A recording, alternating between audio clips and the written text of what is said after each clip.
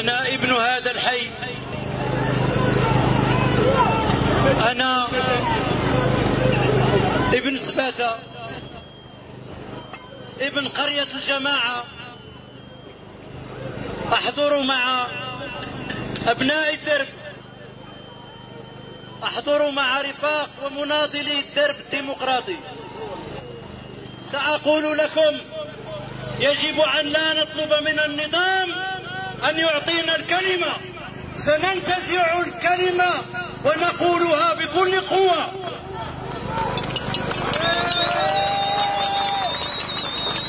لا تطلبوا من المخزن أن يعطيكم الكلمة، خذوا الكلمة وعبروا عن رأيكم، فلا حكومة ولا برلمان إلا السجون لأبناء شعبنا المظلومين. نعم هذا النظام المطبع مع أعتى المجرمين، نتنياهو المجرم الدموي، النظام الرسمي هو الذي طبع مع الصهاينة والشعب المغربي مع فلسطين وضد التطبيع ومن طبعه. قولوها كاملة للتطبيع رافضة، قولوها كاملة للتطبيع رافضة، قولوها كاملة للتطبيع رافضة، قولوها كاملة، نقولوها كاملة.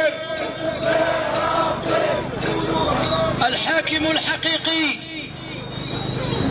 للعملاء والخونة رؤساء العرب ومسؤولي العرب والجامعة العربية، إنها جامعة للخونة الذين لا يمثلون شعوبهم.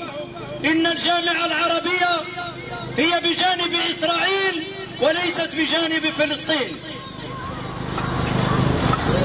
إن الحكام العرب لم يأتوا إلى السلطة بانتخابات حرة.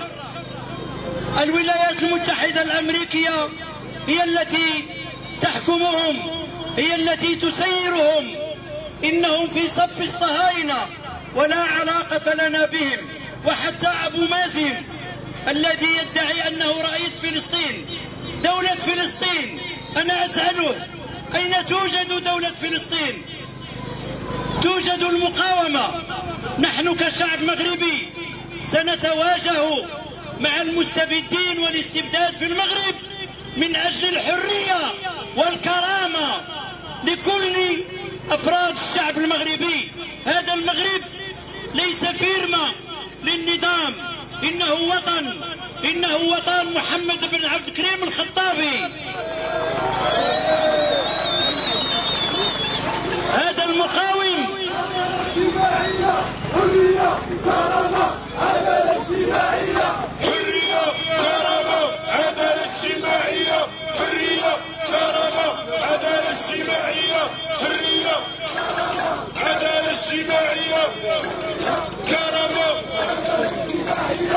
محمد بن عبد الكريم الخطابي الذي حاول المخزن أن يقضي عليه، إنه في قلوبنا لن ننساه أبدا، لأنه علم تشي جيفارا وفيديل كاسترو وكل المناضلين في أمريكا اللاتينية، هو الذي علمهم هذه الحرب التي هزم بها إسبانيا وحتى فرنسا. لماذا يتعامل معنا هذا النظام بالتقطيع من الغنم؟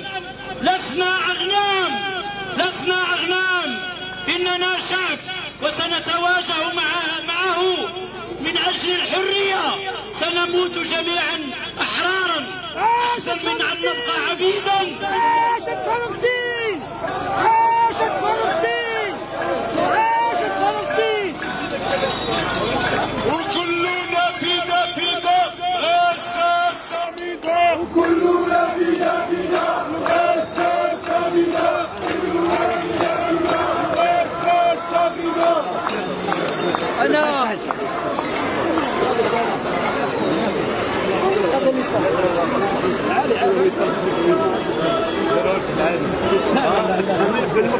وقيل الميكرو وما تعرف. هو عاود رجع.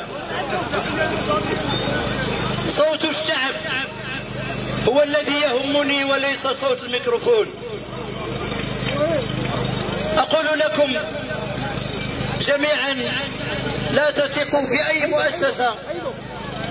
أقول لكم يجب أن نصعد من هذه المسيرات وهذا التضامن.